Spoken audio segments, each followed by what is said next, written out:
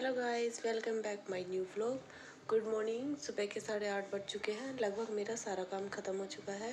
वैसे तो आज संडे है, संडे को सब घर पे रहते हैं, पर आज हमारी ट्रेनिंग का लास्ट डे है।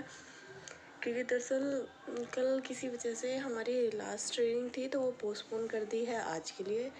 तो अब मैं तैयार होने जा रही हूँ ट्रेनिंग के लिए, क्योंकि ट्रेनिंग के लिए मुझे मेरठ से जाना पड़ेगा हापुड़। तो मिलते हैं रेडी होके।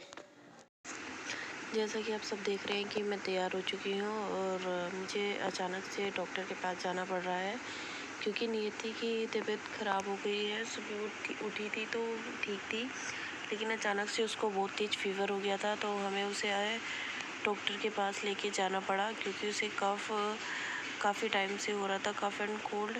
लेकिन उसको फ़ीवर भी हो गया। फ़ीवर उसको पहले से थोड़ा हल्का हल्का था, पर हम मेडिसिन दे रहे थे और उससे उसे आराम लग रहा था। मतलब उतर जा रहा था फीवर, फिर उसको चढ़ रहा था, उतर रहा था, फिर चढ़ रहा था। तो इस वजह से फिर हमने कहा कि बेस्ट ये रहेगा कि हम डॉक्टर के पास जाकर और डॉक्टर से मेडिसिन लिखवा लेते हैं, तो फिर उससे जल्दी आराम लग जाएगा। तो फिर हम निकल चुके थे डॉक्टर के यहाँ। डॉक्टर का जो घर है, डॉक्टर का जो क्लिनिक है वो उनका घर के नीचे ही है, तो वो हमारे घर के काफ़ी पास है, तो हमें दूर नहीं जाना पड़ता।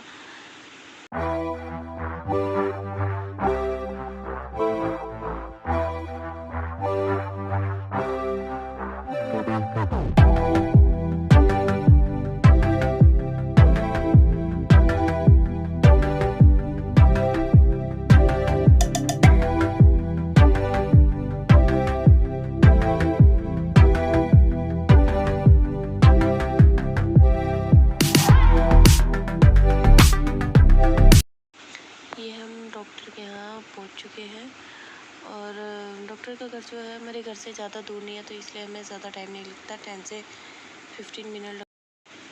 जैसा कि आप देख रहे हैं कि हम डॉक्टर के यहाँ पहुँच चुके हैं। हम वेटिंग एरिया में बैठे हुए थे, क्योंकि डॉक्टर अभी अपने रूम में थे नहीं, वो ऊपर से आए नहीं थे। तो हमारे साथ साथ एक बेबी और था, आया हुआ था, जो वेट कर रहा था डॉक्टर का। और जो नियति है वो उस बेबी को बार बार देख रही थी, क्योंकि वो बेबी काफ़ी रो रहा था। तो जो नियति है उसे बार बार मुड़ मुड़ के देख रही थी और हमें भी दिखा रही थी कि मम्मा देखो, इशारों में कि बेबी रो रहा है। उसे काफ़ी अच्छा लग रहा था। दरअसल जो नियति है उसे अपने घर, जैसा कि आप देख रहे हैं कि नियति अपने डैडी के साथ फुल एंजॉय कर रही थी, कभी यहाँ कभी वहाँ। बस उसे ये था कि मुझे नीचे उतार दो और मैं नीचे जाके खेलूँगी। हम उसे नीचे इसलिए नहीं उतार रहे थे क्योंकि वो बार बार जाके कभी किसी सामान को छेड़ती या कभी किसी रूम में जाती। तो उसके डैडी उसे दे रहे थे कि लो बेटा चाबी से खेल लो, पर वो नहीं, डैडी को चाबी दे दी कि आप अपने आप चाबी से खेलो, मैं तो नीचे जाके खेलूँगी। तो हमने उसे फिर नीचे छोड़ दिया और वो जो टेबल थी उसमें स्टोन लगे हुए थे, तो उसे देख के भी काफ़ी खुश हो रही थी।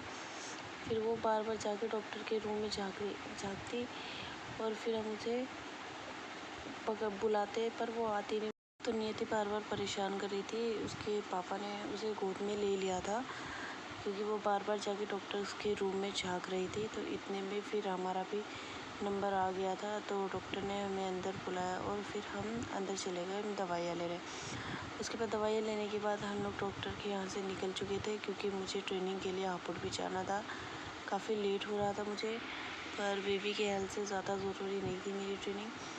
तो हम घर के लिए निकल चुके थे। तो हम सबसे पहले गए मेडिकल स्टोर पे, वहाँ से हमने दवाइयाँ ली जो डॉक्टर ने प्रिस्क्राइब करी थी नियति के लिए।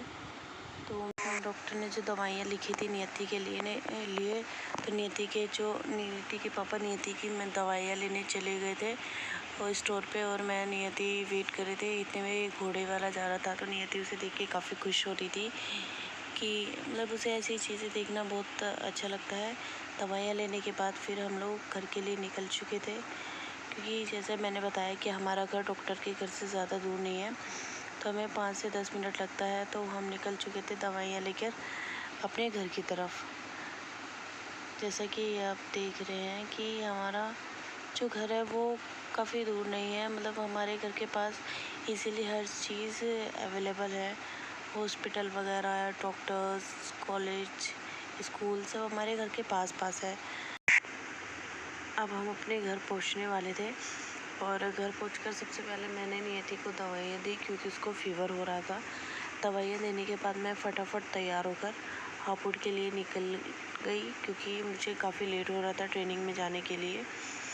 तो मैंने नियति को मेडिसिन दी। उसके बाद नियति थोड़ी देर खेलने लगी और मैं निकल गई हापुड़ के लिए। बाय बाय, मिलते हैं नेक्स्ट व्लॉग में।